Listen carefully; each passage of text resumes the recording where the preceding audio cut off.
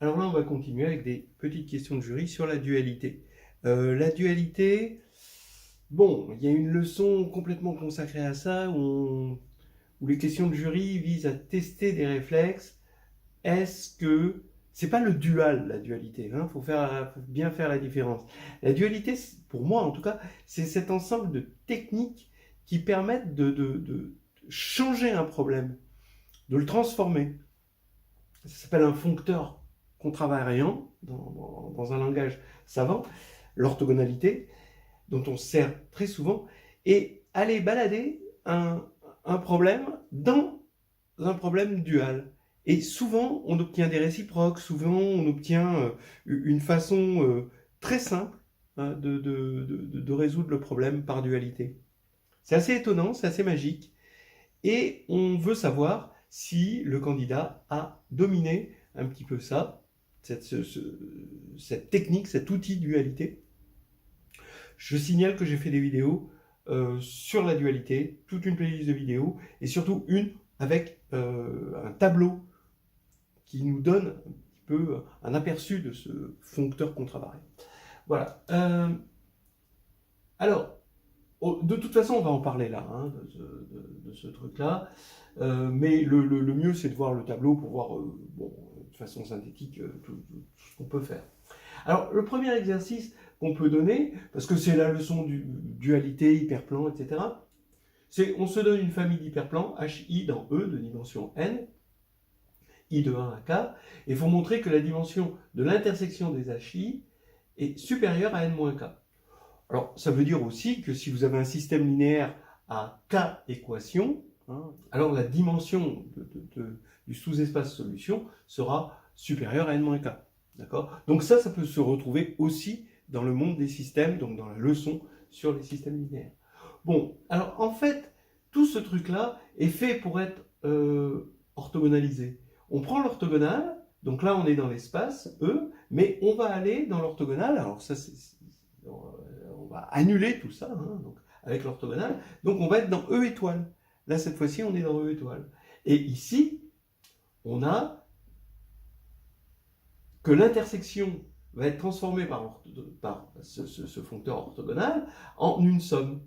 D'accord ? Donc on va avoir l'orthogonale de l'intersection, c'est la somme des orthogonaux. Mais l'orthogonale de HI, déjà par définition un hyperplan, c'est l'orthogonale d'une droite. Donc là, on est en train de regarder une droite de E étoile. Donc on est en train de regarder l'orthogonale de l'orthogonale, donc on va se retrouver sur une droite.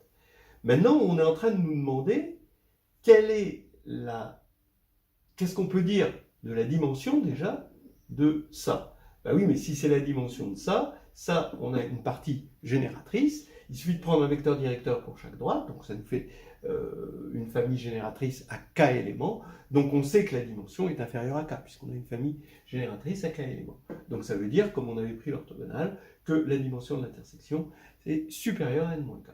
Alors maintenant, on passe à cet exercice. E, un espace vectoriel de dimension finie. On prend phi et psi, deux formes linéaires non nulles.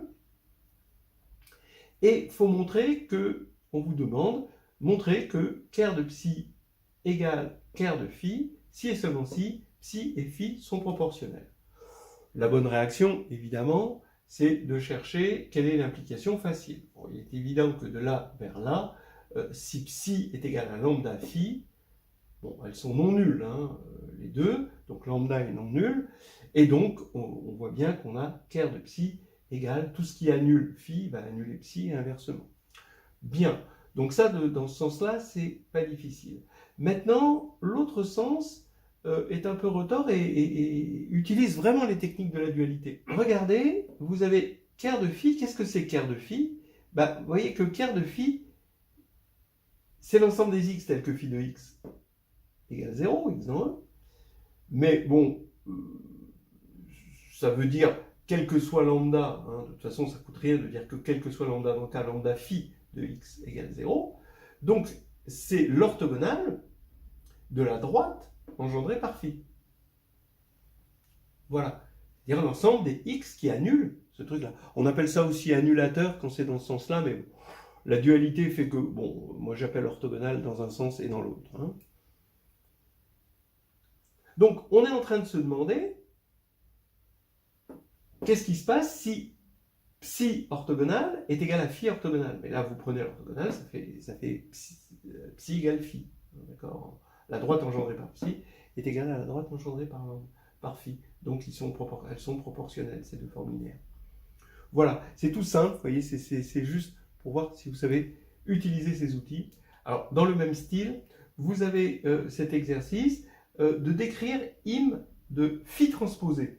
Alors attention, transposé, hein, c'est pas la matrice transposée, hein, c'est quelque chose de beaucoup plus fin, qui revient au même matriciellement.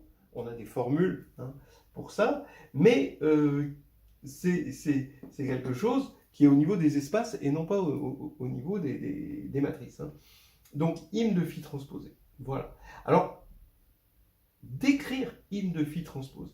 On peut être déstabilisé par cette question. Ça, je vous garantis, c'est quelque chose de simple, inattendu, c'est déstabilisant. Regardez comme l'énoncé est simple.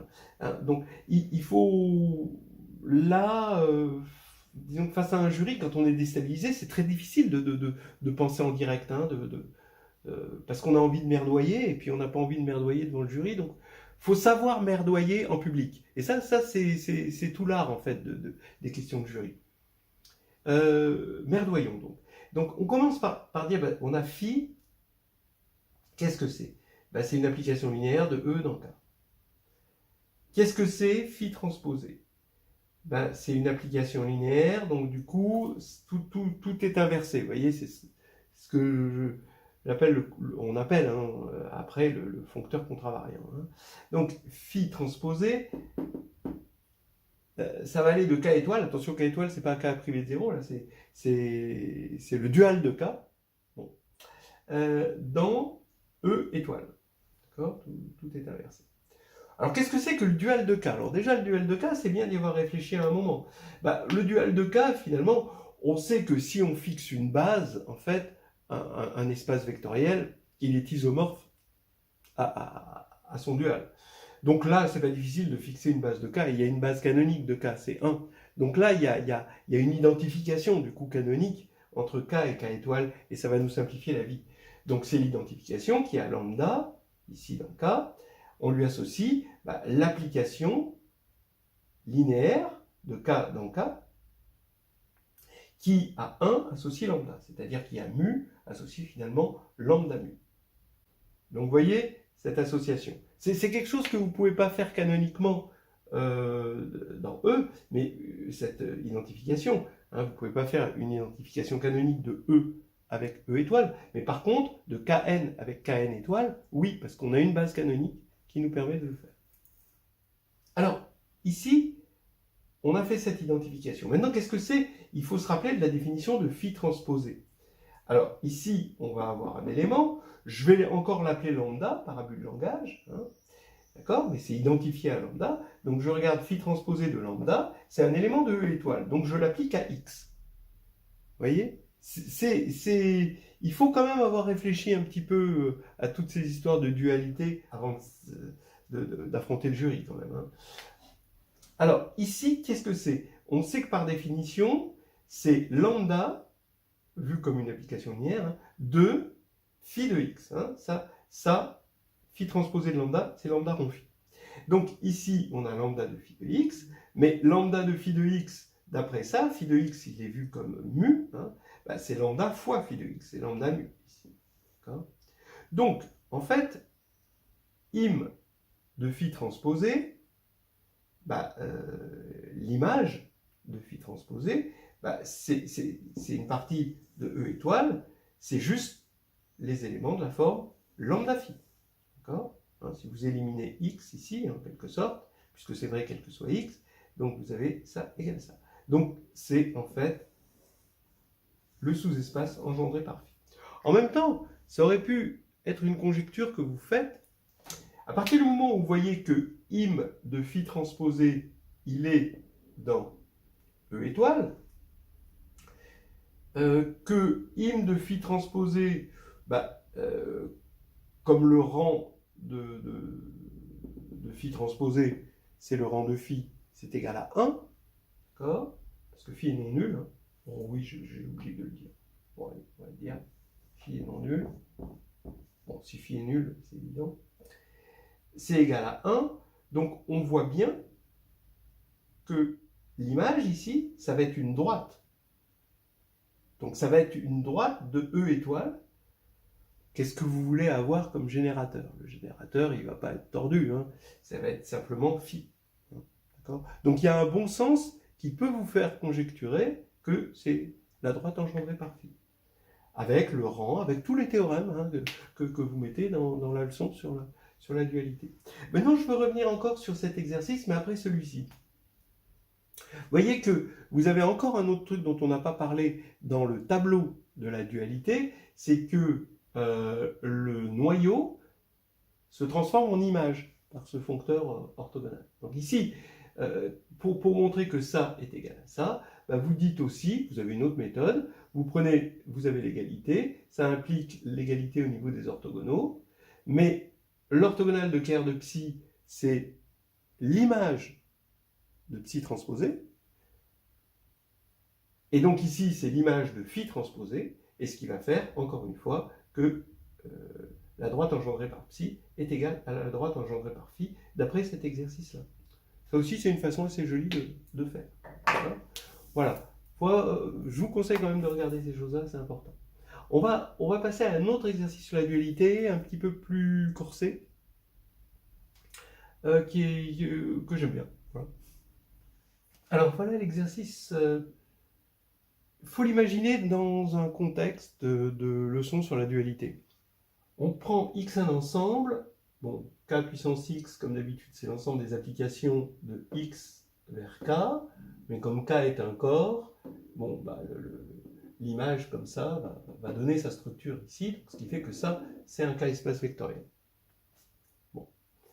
Donc vous regardez cet espace vectoriel, vous regardez un sous-espace vectoriel de dimension n, qu'on va appeler E, de k puissance x, qui lui peut être de dimension infinie si x est infini.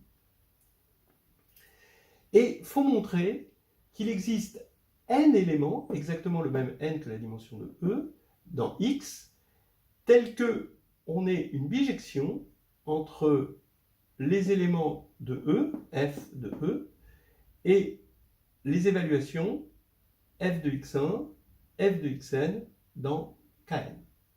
Donc f, à partir du moment où il est dans E, il peut être identifié à un n-uplet, qui est le n-uplet d'évaluation en ces éléments. Donc c'est vraiment quelque chose d'utile, parce qu'on va avoir une bijection. Voilà. Donc il faut montrer qu'il existe ça. L'énoncé est un petit peu plus compliqué que les autres, mais quand même, c'est pas si compliqué que ça. C'est-à-dire qu'il faut bien voir que dans les questions de jury, hein, on cherche des énoncés simples. Celui-ci est moyen, au niveau, bon, ça va, il y a pire comme énoncé compliqué. Quel doit être votre réflexe? D'abord, ramener cette question à la leçon, à votre plan, etc., sur la dualité. Et ici, vous reconnaissez des évaluations. F donne f de x1, c'est une forme linéaire sur E. F donne f de x, et pour tout x dans le grand X, est une forme linéaire sur E. Bon, alors ça c'est déjà une première chose à dire pour faire le lien. Regardez, on va de E qui est un espace vectoriel dans Kn, on parle de bijection. La première chose à dire, c'est quand même que cette bijection, c'est un isomorphisme, qu'on va appeler phi. Et en quoi ça nous aide? Bah oui, puisque là la dimension Cn et là la dimension Cn sur K, bah forcément, il suffit de montrer l'injectivité pour avoir la surjectivité. Donc là, déjà, on a avancé, et déjà, là, on a gagné des points vis-à-vis du jury, rien qu'en disant qu'on va mettre des structures là-dessus. Et donc, si on veut montrer que c'est bijectif, il suffit de montrer que Kerr de phi égale 0. Maintenant, qu'est-ce que c'est que Kerr de phi?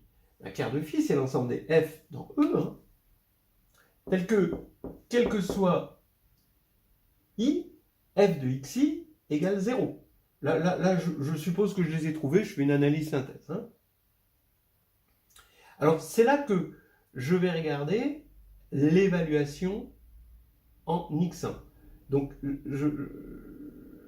ça veut dire que pour chaque... Donc f est annulé par, ou alors il annule, l'évaluation en xi pour chaque xi. Donc on voit bien que ceci est équivalent à dire que les évaluations en les xi vont annuler f, et donc que f va être dans l'orthogonale, dans le sens qu'il annule, hein, de toutes les évaluations, donc de l'espace engendré par ces, du sous-espace engendré par ces évaluations. Alors, c'est pas, je vais préciser un petit peu ça. Si j'appelle psi x, donc petit x, il est dans grand X, et psi x, c'est l'évaluation en x, mais faut l'avoir restreinte à e, en fait, pour que l'orthogonale, hein, comme ça, on a psi x qui est vraiment dans e étoile, et on peut parler de l'orthogonale dans e. D'accord? Donc ici, il faudrait que je remplace par psi xi. Alors, en fait, je vais montrer que e étoile est engendré par les psi x. Quand x décrit grand X, ça va former une famille génératrice de e étoile. Pourquoi? Parce que si je regarde le sous-espace engendré par les psi x, je veux montrer que c'est égal à e étoile. Mais oui, c'est évident. Mais là, j'utilise encore l'orthogonale. C'est là que c'est important. Et là, l'orthogonale de ça, bah, c'est l'ensemble des fonctions de e qui s'annulent en x pour tout x. Bah oui, alors dans ce cas-là, c'est bien 0. Une fonction nulle, c'est une fonction qui s'annule pour tout x. Bon, donc c'est bien 0. Donc maintenant, on prend l'orthogonale, et ça fait que le sous-espace engendré, c'est bien l'orthogonale de 0, donc e étoile. Donc ici, vous voyez bien qu'on a ça. Ça veut dire que psi x est une famille génératrice de e étoile. Donc maintenant, on dégaine le théorème de la base extraite pour dire qu'on peut extraire de cette famille une base, psi x1, psi xn, de e étoile. Comme e étoile est de dimension n, donc ça va bien être, il va bien y en avoir n. Et donc maintenant, je choisis, maintenant j'ai compris qu'est-ce qu'il fallait que je choisisse comme x1, xn, bah, c'est exactement ces xi. Hein. Comme ça, qu'est-ce que c'est que ker de phi? Si je choisis ces xi là, bah, c'est les éléments qui s'annulent, c'est les f qui annulent tous les xi i de 1 à n, donc c'est l'orthogonale de psi x1 jusqu'à psi xn, orthogonale, mais comme ça c'est une base, bah, c'est générateur, et donc on va avoir e étoile ici orthogonale, et ici on va avoir 0. Voilà. Donc ker de phi est bien égal à 0, et c'est terminé. Alors attention, bon, évidemment, hein, ça c'est des choses où on est guidé.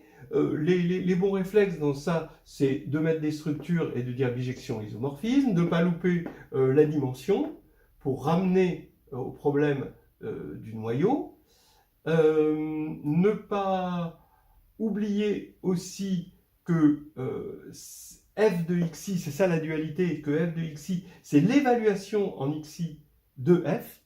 Vous voyez ce tournant, hein, de la dualité où fonction et variable ont changé de rôle, ont échangé leur rôle en quelque sorte. Hein. F de xi, c'est f de xi en f. Voilà. Et ensuite, interpréter toutes ces choses, toutes ces annulations en termes d'orthogonalité, parce qu'on a des formules sur l'orthogonalité ici, et là, avoir dans un premier temps, alors ça, je pense que le jury peut indiquer, bah, vous pouvez montrer, est-ce que vous pouvez montrer que les évaluations en x engendrent e étoile. Les évaluations en x restreintes à e, hein, évidemment, engendrent e étoile. Et là, bien sûr, il ne faut pas oublier l'orthogonalité. Et ensuite, maintenant, bah, comment passer de là à l'existence de ça? Bah oui, c'est le théorème de la base extraite. On s'en sert pas souvent, mais on s'en sert de temps en temps. Et là, c'est quand on en a besoin, bah là, il est indispensable. Voilà, on va arrêter là sur la dualité. On a dit, on a parcouru à peu près l'essentiel.